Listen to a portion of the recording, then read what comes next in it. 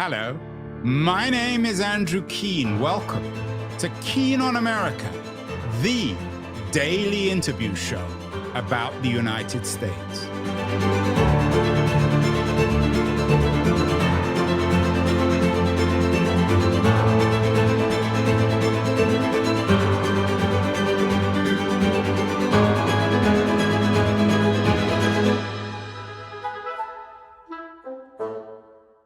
Hello, everybody. The tide might be turning for American billionaires. Earlier this week, we did a show with the former New York Times tech reporter, Noam Cohen, whose book, The Know-It-Alls, is a critique of Silicon Valley wealth. He suggested that we should ban billionaires, and he's not a communist or even a socialist, it would seem. He's just offended with the idea of individuals having so much money. I don't think Noam Cohen is alone in this. I thought it'd be an interesting way of beginning our conversation today with my guest, Glen Galaich, whose new book, Control, Why Big Giving Falls Short, is already doing extremely well. Glen's day job is running the Stupski Foundation, or Stupski Foundation, philanthropic group, and Glen has some interesting ideas in Control and within the foundation of what we should and shouldn't do with wealth, with money from philanthropy. Glen, congratulations on the book. So what do you make of Noam Cohen's suggestion that we should ban billionaires? Would that make your job easier or more challenging? It's a great question. I mean, I think the way you'd have to do that is you'd have to dramatically increase the tax structure, the amount of taxes coming out of the very wealthy people, and that would have a huge impact on our sector. Huge impact, because the reason you have the institutionalized philanthropy, as we call it, is because these billionaires are getting, and millionaires, multimillionaires, are getting significant tax breaks to put their money into these charitable structures. If you got rid of those tax breaks, the money would go back into the American coffers to be administered directly by the people. Yeah, and it might be a little bit of a pipe dream. Perhaps you might introduce us to the word philanthropy. Of course, it has its own Wikipedia entry. Was it invented, like most things, by the Greeks? That's a great question. You know, I'm so shallow in my history that I only go back to Andrew Carnegie, and that was in the late 1800s. But you know, we talk about it often. The love of humanity is what it is what it really gets to. Yeah, and the etymology of the word comes from ancient Greek, love of humanity. So let's leave the Greeks for another show. They always seem to pop up one way or the other, Glen. Let's go back to Carnegie. Is he a healthy model for philanthropy? You spend half your life making money, sometimes perhaps stealing money, and then the second half giving it away. It's the Bill Gates model, might be the model of people like Mark Zuckerberg too. Yeah, my doubts about Zuckerberg, but I will say that what you are talking about with Carnegie is very important, because this model of the foundation and how it operates goes back to him, and our operating system has not changed, or at least the ethos. He actually took it a little bit further than as you described it. In Carnegie, you have a man who believed that people who can make lots of money in an economic system are unique people.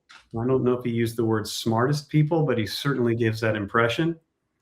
And they're going to amass wealth in ways that other people, or what you might say, I'll use my words, dumber people, are not going to do. And so it's an obligation. It's kind of like a noblesse oblige in the American version, to make sure those who are not as sophisticated in the economic system receive funds from those that are. So, so that, and on the one hand, I think is a great thing that he encourages that kind of giving. He even, you know, like you said, he's giving it all away in your lifetime or at all, giving it away, all of it, is not the going view today. Most foundations and most wealthy people do not have an intention to give it all away. Most want to keep the money around for as long as possible, perpetuity, as they call it. So Carnegie was good about that. On the other hand, that attitude that the donor, the wealthy person, is the all-knowing is what I get into in the book. It's a problem. Right. And Carnegie, of course, is, and we can judge from people watching this, he has a big white beard. He's certainly a know-it-all, as Noam Cohen might have argued. And he wasn't alone in that generation of wealthy philanthropists. One can think of Leland Stanford and so many others. Sloan, Rockefeller, yeah.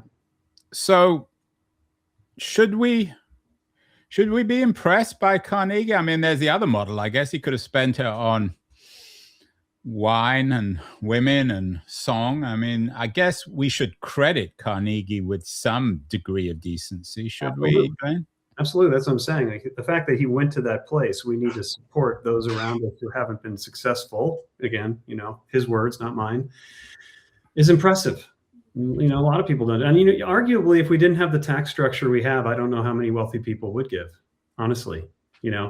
The amount of philanthropy that occurs in the United States, we just look at it on a financial basis. Annually, it's about $600 billion in philanthropic giving to nonprofit organizations.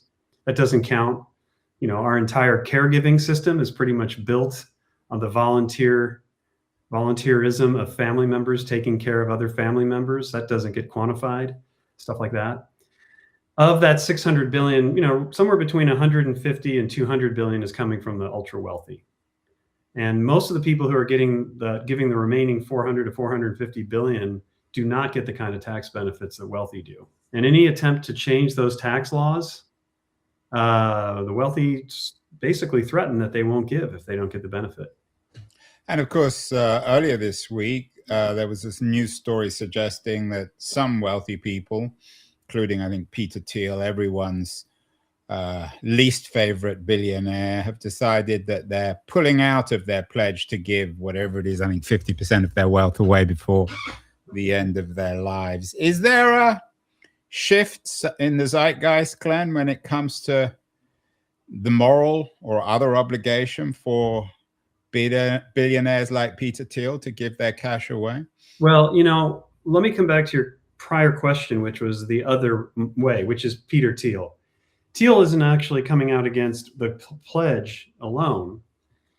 Mark Andreessen, who you may be familiar with, the inventor. Yes, we're all familiar. Another one of Silicon Valley's bad boys. Yeah, and he makes the argument that the work they do, the technologies they build, the investments they make, that's their love of humanity. That's what they do for humanity. I just happened to come across an Andreessen investment last night, which is in AI military technology, which they argue will be the greatest targeting killer of in our military once it all comes to fruition. So I don't know if that's philanthropy, but that is Andreessen's view, and that is the counter to Carnegie. So is there a sea change? I don't think they're winning that argument. The reality is that it's somewhere in between.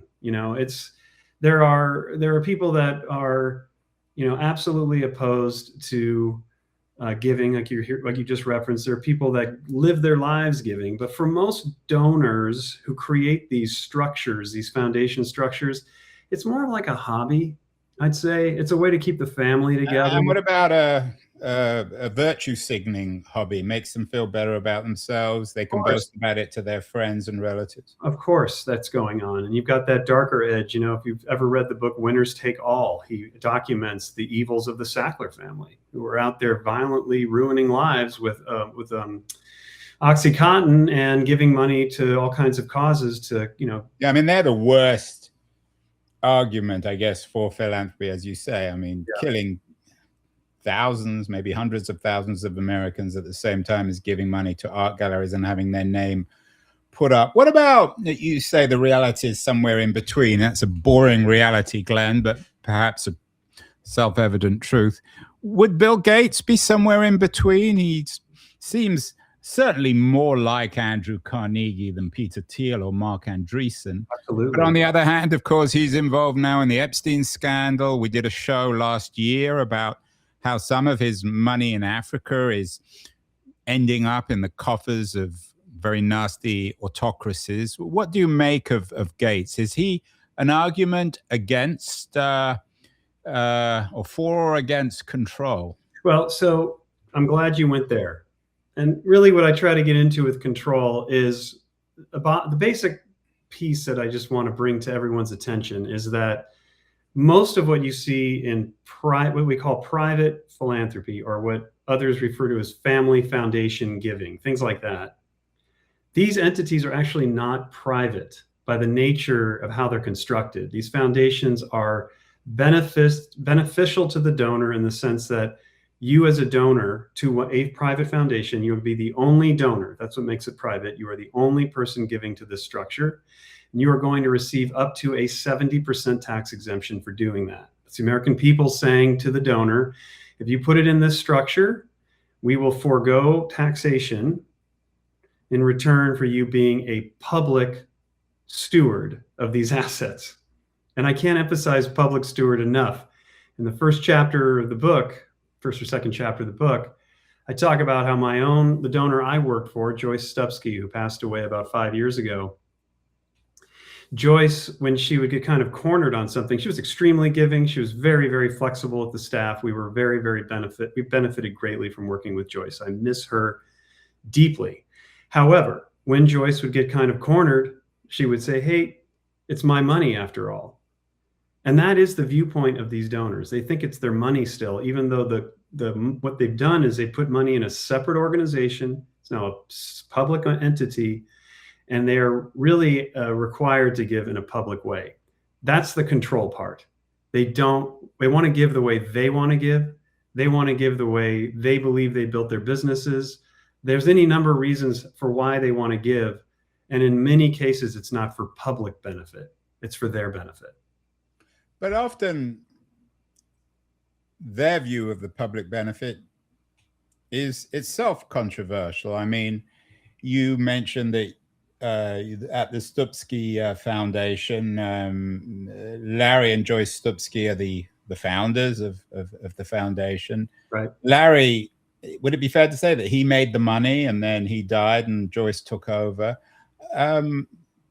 What about the Mackenzie Scott model? She's been in the news recently. There was a Wall Street Journal piece about how she gives away billions with cryptic emails and no strings attached. She is, of course, the former wife of Jeff Bezos, worth many billions of dollars herself, which is almost accidental, for better or worse. Is this a better or worse model? Is Mackenzie Scott, again, your exhibit A, for or against control? You know, I like it when they use control in good ways. And that's really what I'm asking for. Well, control, but jumping in here, Glenn, and sure. I'm sure you're expecting me to say this. Everyone has different definitions of what a good way is. Isn't that the whole point of philanthropy? Totally true. Totally true. So I try to pivot our orientation toward what do communities really need. And I think the real benefit of philanthropy, the part I love about philanthropy, is that it is that quasi world between government, large government, as we know it, small government in the local level, and individual or even group engagement in, kind of the disbursement process. It's an opportunity to redistribute wealth. It's an opportunity to try new ideas. Great philanthropy, in my opinion, is philanthropy that beats the market, if you will, that beats what government can do. Delivers services, delivers products, delivers policy better than the government can do it. Otherwise, why give it to anybody to do it? Wouldn't that be the Andreessen argument too?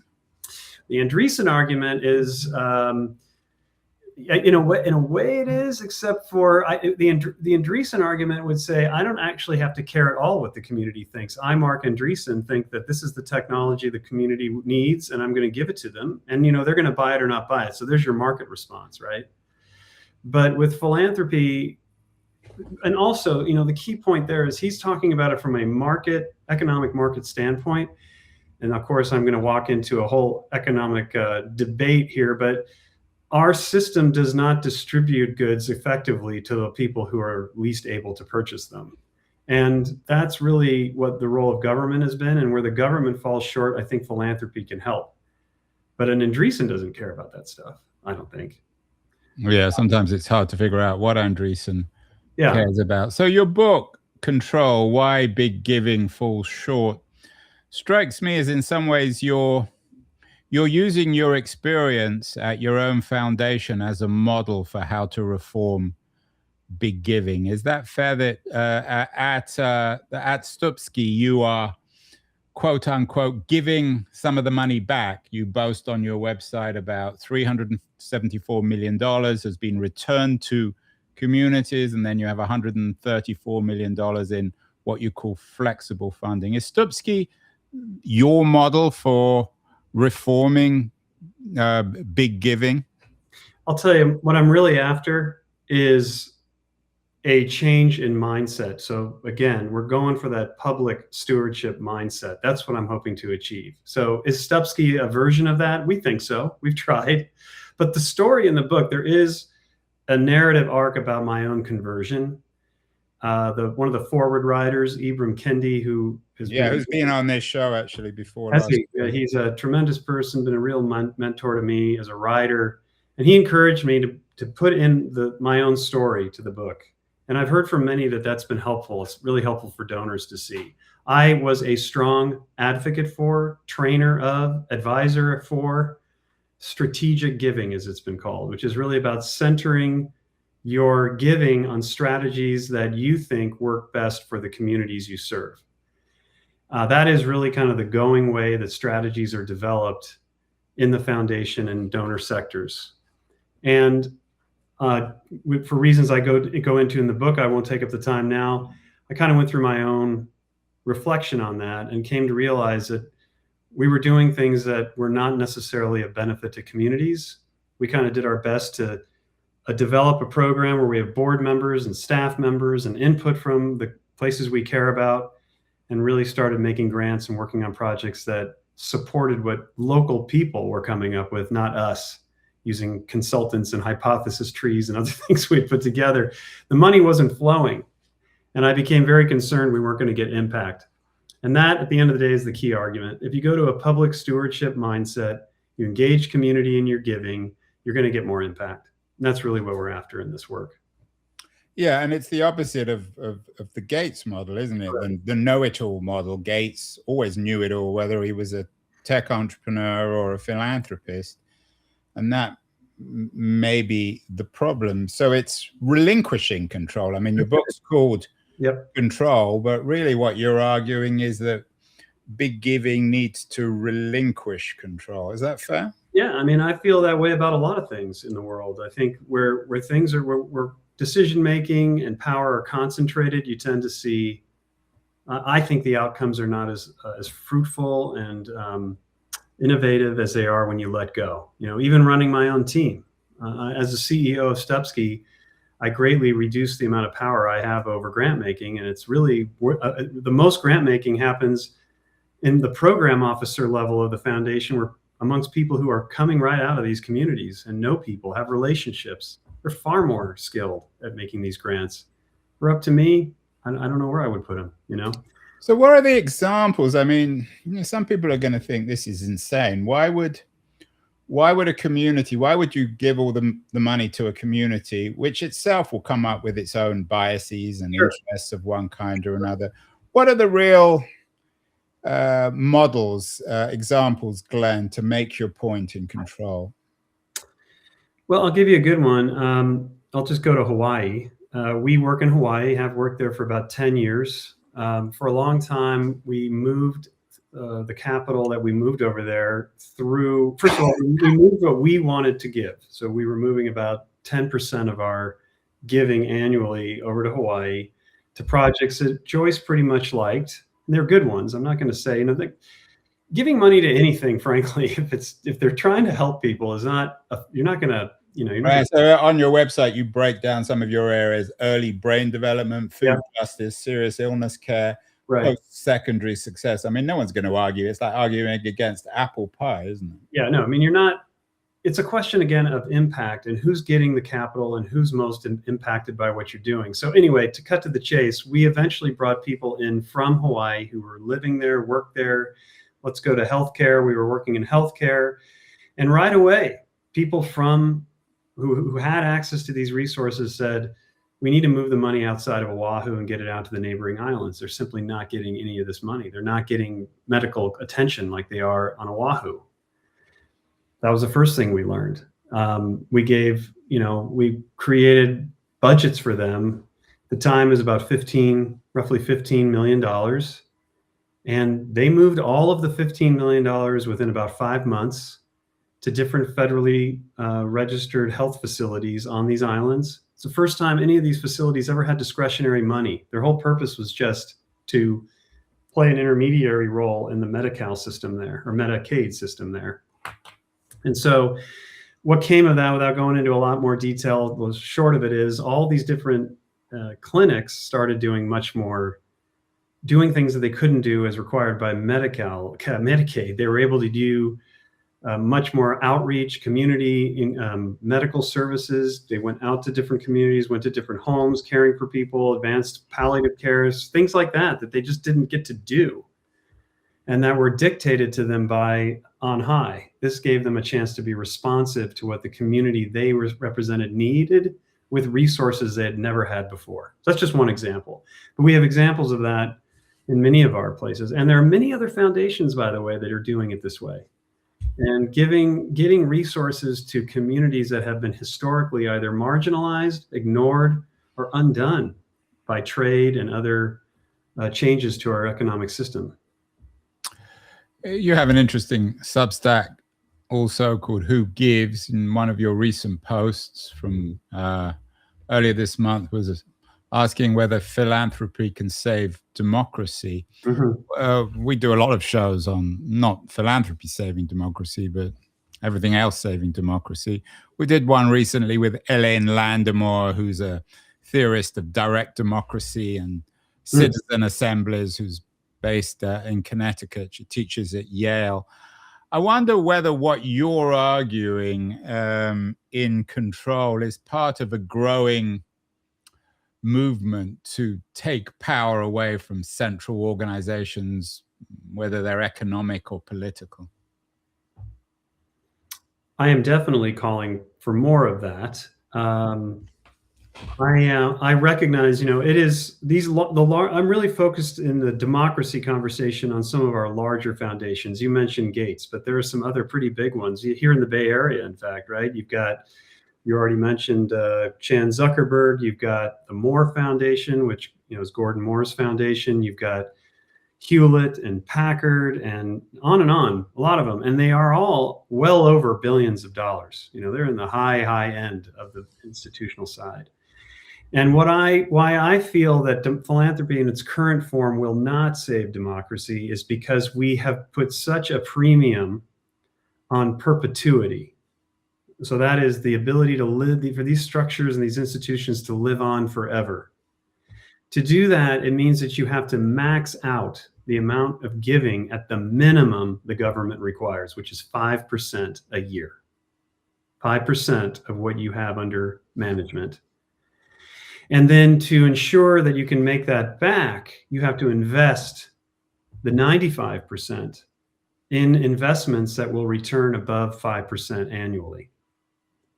And I think if we're giving at that level, the kinds of shocks we've now seen to our democracy, or even our ability to prevent authoritarianism in the future, and to really innovate on ways to do that, it requires so much more. And it means that you've got to give more than 5%. Like I would love to see one of these multi-billion foundations, some of which are running 10, 11, 12 billion dollars. I mean, Gates is in another universe, really. They're up around, they're in the over $50 billion. But for most, they're in the high side. They're in like that 8 to 12 billion range. And I'd love to see one of them just say, hey, I can live on 10 billion. I can live on 9 billion. And move like 3 billion right now to organizations. I don't know if you're familiar with Democracy Forward, for example, that yeah, I am. Led the fight against these executive orders that would, if they had stood, we would have seen so much damage to our democracy. Some did get through, but Democracy Forward, if they had $1 billion right now to deploy and bring in some of the top legal talent in our country, I think we could see a dramatic shift in the ability to put in autocratic norms and rules. You'd see much more democracy come in. think that's the kind of risk we need to see, but it would mean that for some of these foundations, perpetuity would have to take a second position to humanity. And for many of them, that's just too hard right now. Although I'm guessing, maybe not in our audience, Glenn, but 30-40% of Americans would strongly disagree with you on a lot of these issues. Is there another model, maybe just to take out this idea of philanthropy altogether? If you've got a lot of money that you either made yourself or got it through the achievements of a spouse, maybe there's the Steve Jobs widow's model. I've forgotten. Maureen Jobs, who has put her money into the Atlantic and lots of other publications, which some people, including myself, actually think is doing a good job for democracy. Yep. But why even use the P word? Why not just invest in something you care about? That's a strong argument. The reason you use the P word, but you're using the P word and we're interchanging it with foundation, right? Private foundation. You create a foundation because it's in the donor's interest to do so. You get a lot of tax benefit again. But there are donors like Laureen Jobs and many others that we don't actually hear about. They're not in the news. There's a friend of mine, Ludovic Blaine, who's in the Bay Area, and he works with donors across tax status. So you have all these different technical tax statuses like C3, C4, LLC, all these different structures that have different levels of tax benefit or no tax benefit. And the more you take out the tax benefit, the more you give power to the organizations receiving the money. So for example, as a C3 foundation, due to the laws involved, I am not, as the CEO of the foundation, allowed to engage in lobbying, allowed to engage in campaigns. I can't endorse anyone, any of that. I can educate people on the issues we care about, but I can't directly endorse or support any piece of legislation or otherwise. But if I work at a C4 structure where the donor gets no tax benefit, we can engage in anything we want. We can run campaigns. We can give to PACs. We can go write at candidates. We can support candidates. We can build buildings. We can do a lot of things. And that's what you see in Laureen Jobs. She has a C3, she has a C4, she has an LLC. I don't know, there's probably some other status organization she's got. She's giving herself the range to work in many different ways and with many different people.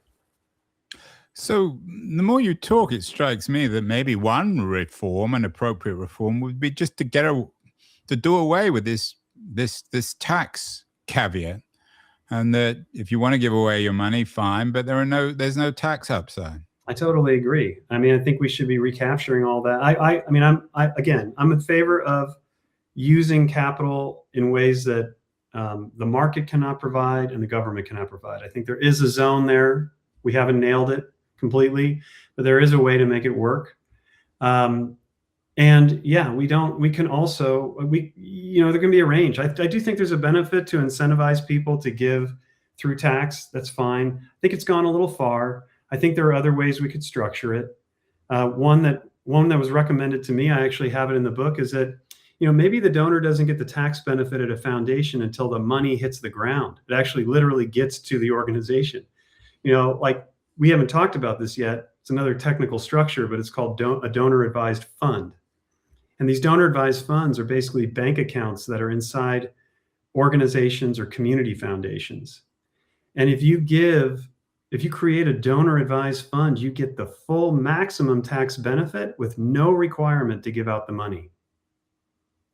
And that's the type of thing where I just feel we could change it, where once you give the money to the structure, you do not get the tax benefit until the money reaches the nonprofit community. Then you get it. And I think we'd see far more money go out. And maybe you could even, incentivize it in different ways to see different organizations get it. The other absurdity, I think, of all these issues is that if you have billions of dollars, you have enough money to live on, and your children and your grandchildren, your great-grandchildren are likely to have enough money to live on. So why do you even need the tax breaks in the first place? Yeah, well, there's an organization in the Bay Area that was recently created called the Excessive Wealth Disorder Institute. That's a good one. I do actually think there's something to it. I know it's a catchy title, but I do think there is something called excessive wealth disorder. I do. And I think it should be investigated. I mean, why does someone have to be the first trillionaire?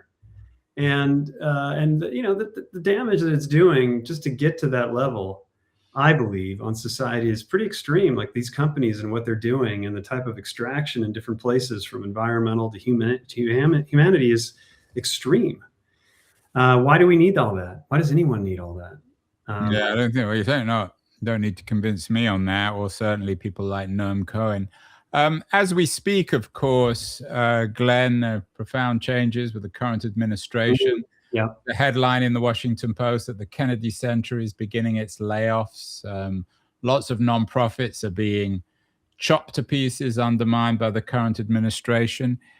Are there profound changes that are happening to big giving, independent of what you're arguing in control?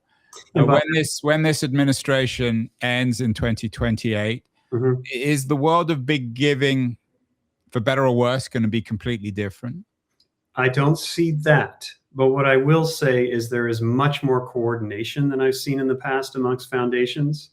That, in my opinion, others may disagree, has not yet turned into more coordinated philanthropic activity, especially on the left. The progressive philanthropic scene, for reasons that I won't go into here, is not capable, for the most part, to do widespread coordination. Conservatives, who tend to only give on two issue areas, they give around free markets and liberty.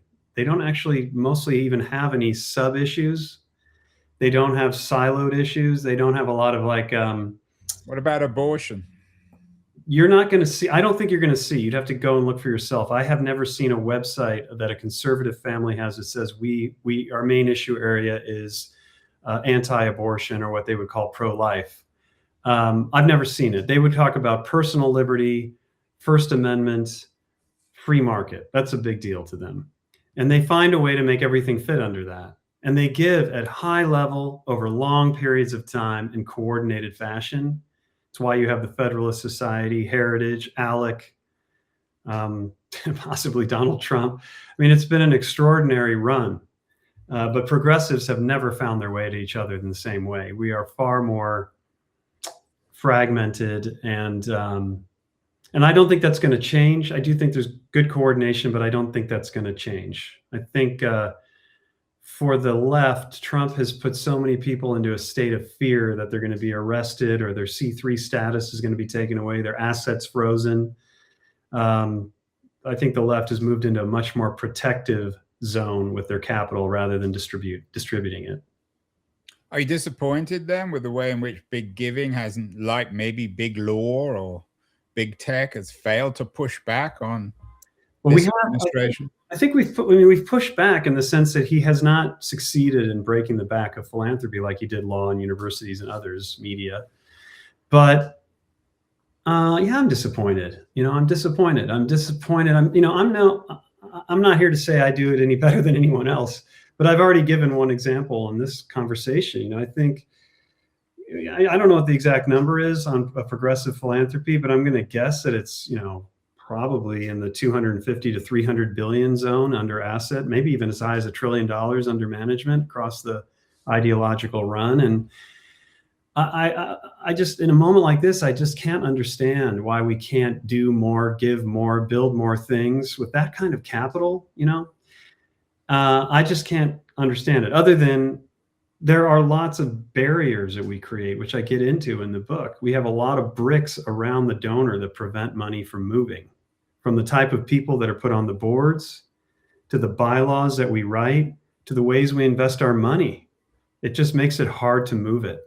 And that's the conversation that I'm hoping to trigger with this book. Can we find ways to break down those walls and move the money? Because we need it right now.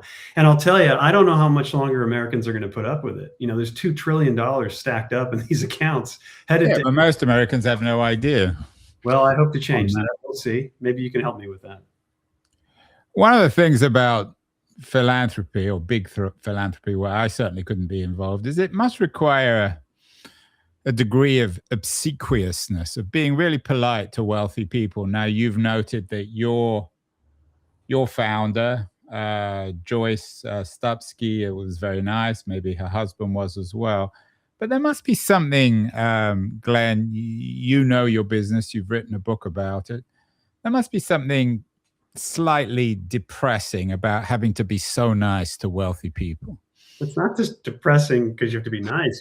It's kind of a fearful environment. That's the reason I think Wiley wanted to publish this book, is I really pull back the curtain and give you a chance to see what that world is like, how it plays out. There are conversations I share, very anonymous conversations I share in the book where, talking to a CEO, for example, at a conference, we were the only two people in a gigantic ballroom, and he's whispering to me about his donor because he doesn't want to be heard. He's so fearful the donor's going to hear that he criticized him. I come right out of the chute. I think within the first couple pages, I'll tell you, I know I do well in this job because I'm a pleaser, and that's what we have to be. We have to be able to please people who have tremendous wealth. We have to act as therapists, as their CEOs. We have to be gatekeepers to the money. If you remember the Monty Python movie, Holy Grail, there was this troll that guarded the bridge of death. Yeah, his arms chopped and his legs. You had to answer 3 questions, and if you didn't answer them right, you got launched out. Well, that's how we treat grantees. Like if they come to the bridge and they can't fit into what we want as the gatekeepers to the donor, we're going to launch you right out the door. You're not going to get your grant. So that type of stuff is all true. It's all true. And again, it all plays into this need for control. And frankly, we've given them that permission.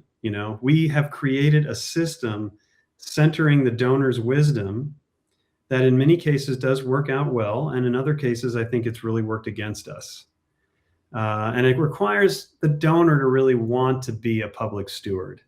They don't really care about being a public steward. I don't know. It makes me think maybe we should just take the money back. We'll take care of it from here. But I'm not a big pusher of policy. I think the mindset would be the better way to go. But I could see a time where these policies do change. If it gets up to $18 trillion sitting in charitable accounts, mostly invested in hedge funds and, real estate schemes, I think people will want to take it back. I do. And of course, the Trump attempt to pillage the state through Doge. Yep. In a way, doesn't that, and this isn't really a critique of philanthropy, but it's an unintended consequence. Yeah. Is it enables that because, I don't know, Elon Musk, for example, might say, well, I'd rather give my money, and he's as wealthy as anyone, perhaps more wealthier than anyone.